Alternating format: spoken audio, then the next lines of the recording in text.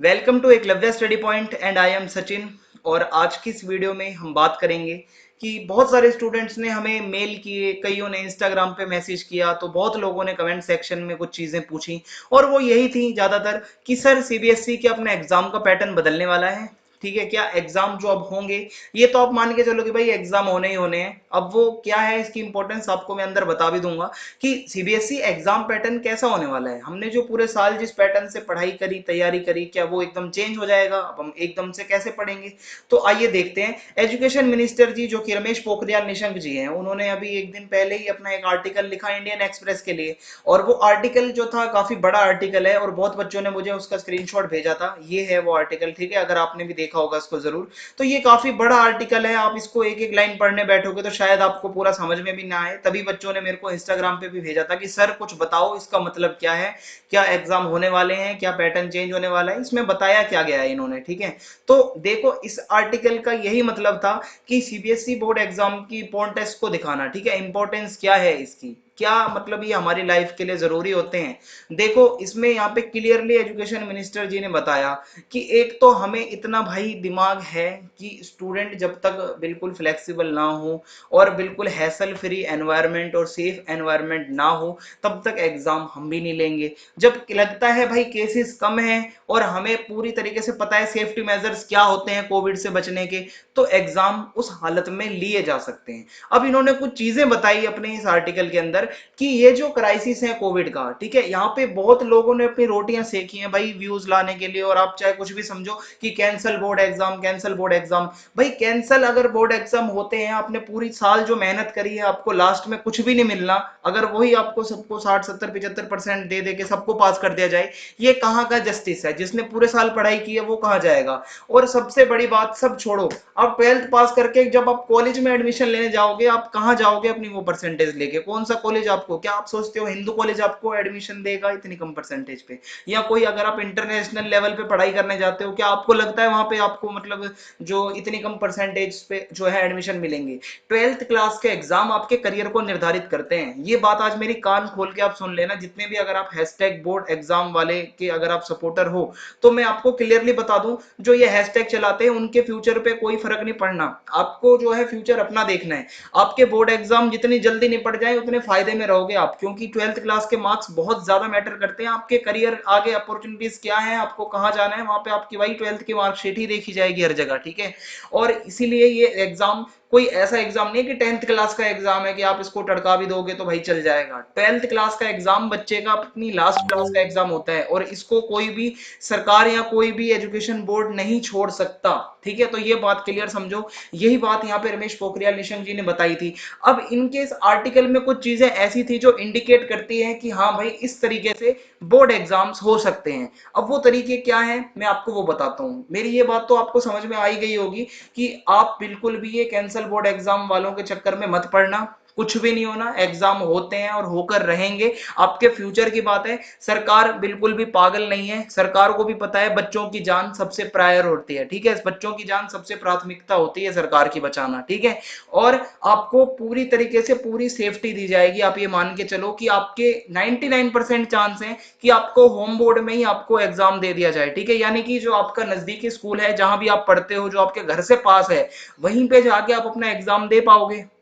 सरकार ने और भी कुछ चीजें सोची हैं। मेंटल प्रेशर बहुत था बच्चों के ऊपर, कई बच्चे ढंग से नहीं पढ़ पाए थे इस कोविड के काल के अंदर, तो ऐसे बच्चों के लिए भी कुछ बहुत सारी चीजें आर्टिकल के अंदर सजेस्ट की गई। आइए मैं आपको बताता हूं। अब यहाँ पे एक तो सेफ्टी मेजर्स का पूरा ध्यान रखा जाएगा। ठीक है, आप बिल्कुल टेंशन फ्री रहो। आपसे 10 गुना ज्यादा चौकन्ना आपके टीचर को कर दिया जाएगा कि बच्चों को कैसे दूर दूर रखना है। ठीक है, और बच्चों को भी इतना दिमाग है, 12th क्लास के बच्चे छोटे बच्चे नहीं होते हैं। 12th क्लास के बच्चे समझते हैं कोविड क्या बीमारी है। ठीक है, और बच्चे जो है दूर रह सकते हैं और इसमें कोई डाउट नहीं है। ठीक है, सेफ्टी मेजर्स की बात करी जाए तो आपको यही है भाई कि कोई दिक्कत नहीं आएगी। अंदर सारे डेस्क वगैरह एकदम दूरी पे एकदम रखे जाएंगे।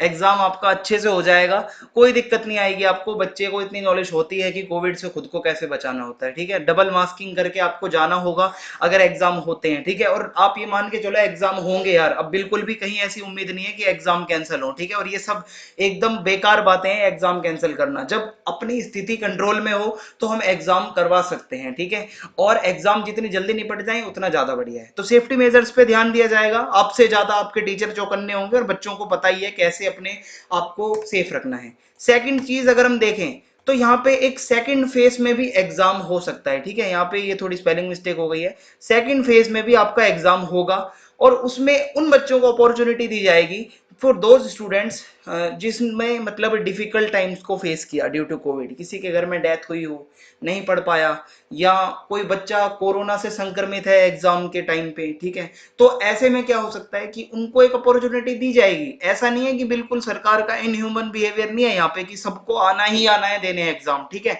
अगर एग्जाम होते हैं तो ऑप्शन बी होगा कि भाई अपॉर्चुनिटी दी जाएगी ऐसे बच्चों को जो कोविड के टाइम पे थोड़ी डिफिकल्टीज फेस कर रहे हैं, ठीक है। तो आपको टेंशन फ्री रहना है कि आपकी ये सोचो कि सरकार तो हमारे लिए कुछ सोच ही नहीं रही है, सरकार तो सबको बुला रही है।